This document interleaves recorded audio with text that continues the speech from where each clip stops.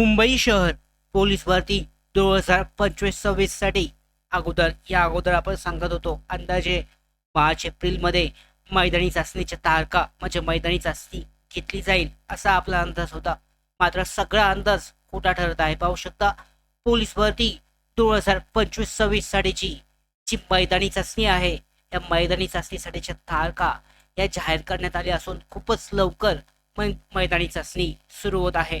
परिपत्रक जे आलं आहे 28 जानेवारीला हे परिपत्रक यामध्ये जाहीर झालं असून 29 जानेवारीला प्रसिद्ध करण्यात आलं होतं. म्हणजे आजचं हे परिपत्रक आहे.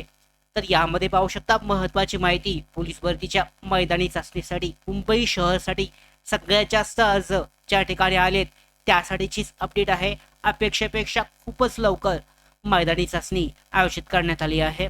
विषय पाहू शकता मुंबई पोलीस भरती 2024-25 अंतर्गत शारीरिक मोजमाप आणि मैदानी चाचणी करता पोलीस बंदोबस्त पुरवण्याबाबतचं यामध्ये हा विषय आहे.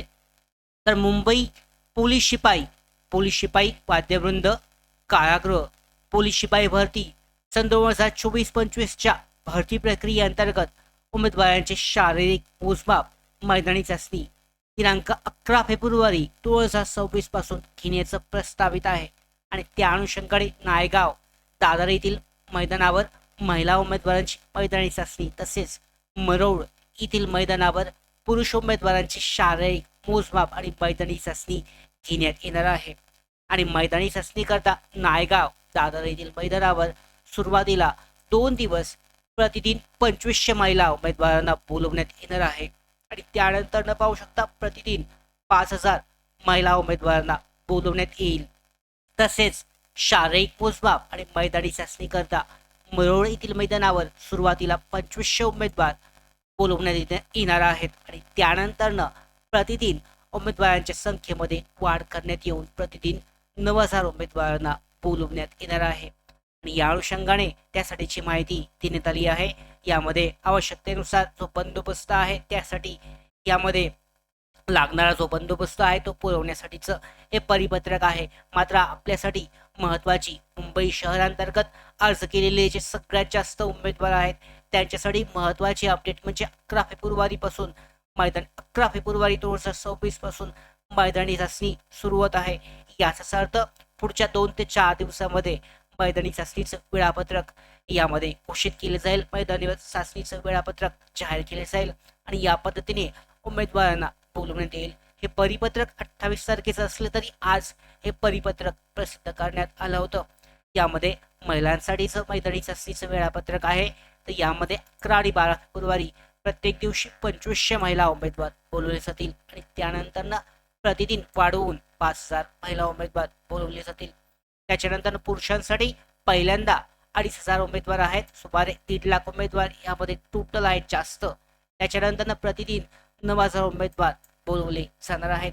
आणि यासाठीची हे परिपत्रक जे आहे नोटिफिकेशन जारी झालं आहे. ज्यांनी मुंबई पोलीस भरतीसाठी अर्ज केले आहेत ते सर्वजण 11 फेब्रुवारी 2026 पासून म्हणजे जी मैदानी चाचणी होते त्यापासून तयार राहणं आवश्यक आहे. कधीही वेळापत्रक जाहीर होऊ शकतं आणि पुढच्या 5 ते 6 दिवसामध्ये उमेदवारांसाठी त्यांचं जे हॉल तिकीट आहे प्रवेशपत्र ते सुद्धा उपलब्ध होईल.